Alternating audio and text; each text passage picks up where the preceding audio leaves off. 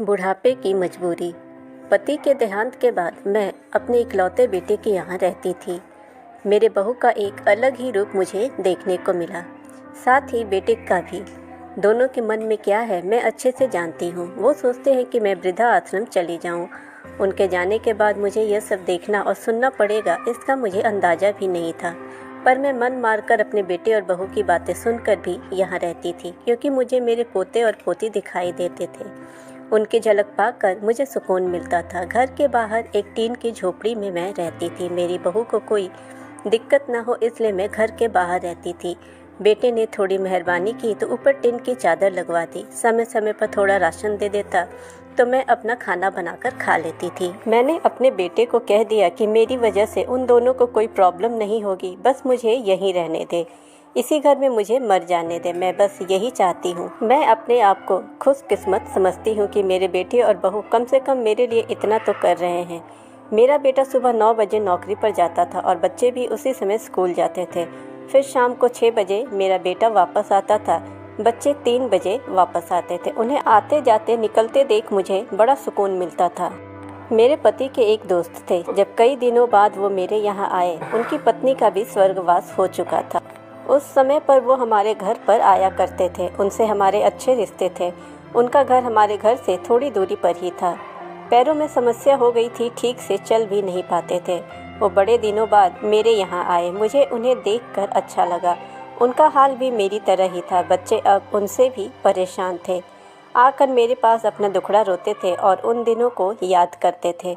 बुढ़ापा हम जैसे को बहुत रुलाता है। उनकी पत्नी का स्वर्गवास हो गया था और उन्हें चलने उठने में समस्या थी, इसलिए वो तो अपना खाना भी नहीं बना पाते थे। मेरे पास आए तो मैं समझ गई कि वह इतनी मुसीबत में चलकर पुराने दोस्त के यहाँ चाय और खाने की चाह में ही आते होंगे।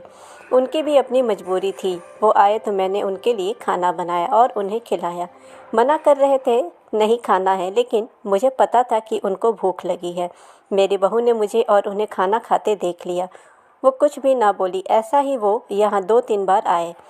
जब भी वो आते तो मैं उन्हें खाना खिलाती। फिर उनके जाने के बाद जब मेरा बेटा आया तो बहू कहती है कि तुम्हारी माँ कितनी बेशर्म है, पता नहीं किस किस को आजकल बुलाकर खाना खिला रही हैं।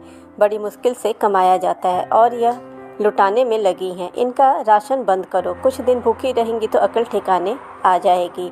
मैंने कहा कि मैं अपने हिस्से का ही उन्हें खिलाती हूँ, तुम्हारे पिता के पुराने मित्र है। फिर भी बहू का उल्टा सीधा बोलना शुरू रहा। घर के बाहर रहकर उनको आज़ादी मिल गई है, पता नहीं क्या क्या करती हैं। बेटा भी बोला कि कुछ दिन भूखी ही रहने दो इन्हें। मुझे मेरे बेटे ने घर के पीछे सीढ़ी के पास ले जाकर बिठा दिया।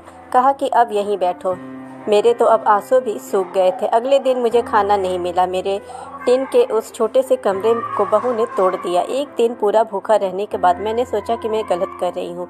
मुझे अपने बेटे के यहाँ नहीं रहना चाहिए और शायद गलती भी मेरी ही है। मेरी ही परवरिश में कोई कमी रही है, तभी तो यह परिणाम आया है। अगली सुबह मैंने अपने बेटे को कहा कि मुझे वृद्धा आश्रम छोड़ आ। अब मैं तुम दोनों को ज़्यादा परेशान नहीं करना चाहती। बहू ने कहा कि एक दिन भूखी रही तो अकल ठिकाने आ गई ना। बेटे के चेहरे पर भी अजीब सी खुशी थी। जल्दी से तैयार हो गया। मुझे छोड़ने के लिए बहू कह रही थी कि आज की छुट्टी ले लो, यहीं आसपास मत छोड़ आना, कहीं 3 दिन में वापस आ जाए तो क्या होगा। मैंने अपने बहू से कहा कि बेटा चिंता मत करो, मैं यहाँ अब नहीं आऊँगी। मैंने अपने पोते पोती को गले लगाया। मुझे पता था कि अब मिलना नहीं हो पाएगा। बेटे को भी चाहती थी कि एक बार जी भर के गले लगा लूँ, लेकिन वो बोला चलो जल्दी करो। मैंने बहू को कहा कि बेटा अपना ध्यान रखना। मेरा बेटा मुझे छोड़ आया। वहाँ आकर मैंने देखा कि मेरी तरह कई हैं।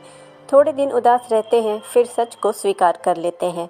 मैं अब यहाँ खुश हूँ, कुछ काम भी करती हूँ। मैं चाहती हूँ कि ऐसा कहूँ कि ऐसा किसी के साथ ना हो, लेकिन ऐसा कब किसके साथ हो जाए कोई बता नहीं सकता। लेकिन माँ बाप को ऐसे समय के लिए भी तैयार रहना चाहिए। बस बच्चों को पाल कर बड़ा कर दो, उनसे कुछ उम्मीद ना रखो, क्योंकि आज की पीढ़ी ऐसी ही हो रही है।